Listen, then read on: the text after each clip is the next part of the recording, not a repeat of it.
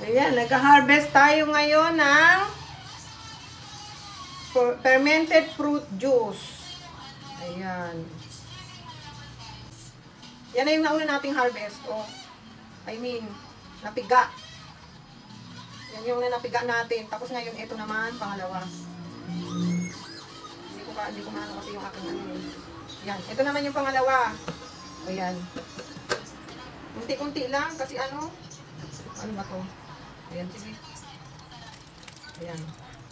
Kailangan kasi natin salain yung na-harvest natin eh, oh.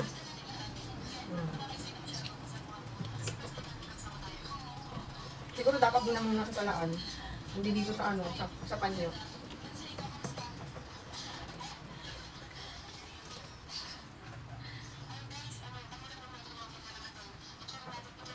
Ayan. Ayan. Tapos ngayon, ito, i-strain na naman natin. Ayan. Ay, sayang. Ayan. Isang piliga na yun. Sunod, ganito ulit.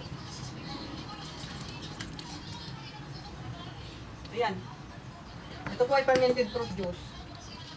Kailangan po kasi talaga malinis ang makakagawa.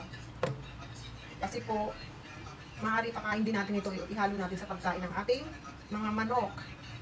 Lahat naman po niyan malinis yung aking ginamit. Ayan.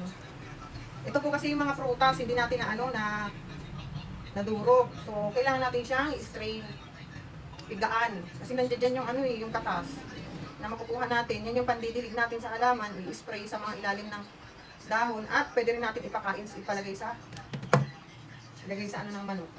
Yan, ito ay ating pipigaan.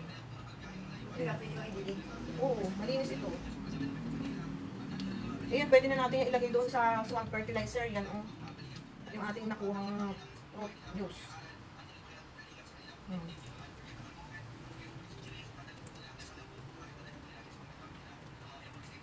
Yung napiga.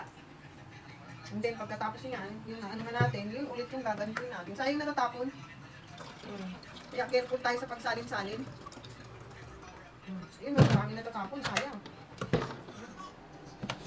Tapos ito ulit, ganun. Dami nga hindi nadurog, oh. Kailangan natin gawin to. Ganyan lang yung pagsasala. Kung meron kayong ibang paraan ng pag-strain ng fermented fruit juice, eh, ito kasi, panyo ito ng anak ko, nasa high school. Yung pinag-aano natin, i-strainan. Dapat nga kaptsa, kaya lang wala tayo, hindi tayo available sa kaptsa ngayon. Wala akong kaptsa. Yung pinagsakuhan ng ng mga, ayan. Sali na muna natin to kasi sayang eh, oh. Nagkakatas na sa ano. Kasi ito ay molasses, galing sa molasses. Kaya ganyan yung katas niya, kulay pula.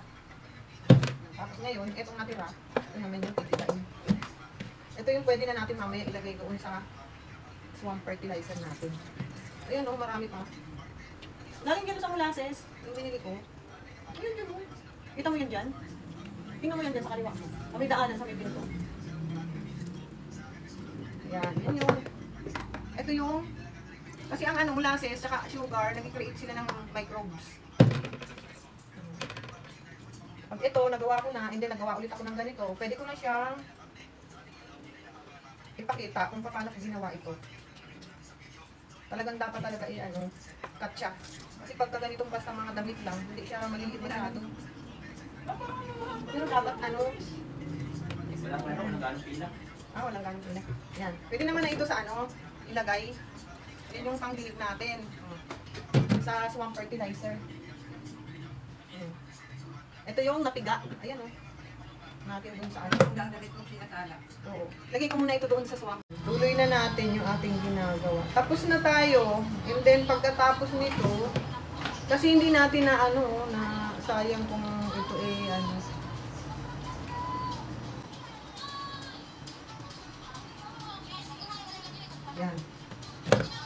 Ganyan. Tapos ngayon, natin ito.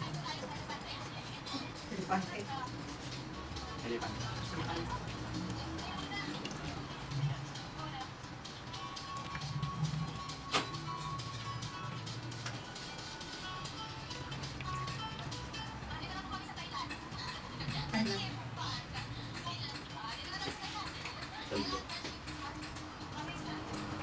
Marami na ako nakuha. Kasi na bago.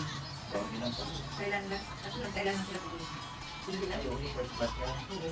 Kita na tayo. Kita ko. Punta na tayo din natin. Dito sa bago. Ayan. Oh, buta. Next. Lagyan na natin dito.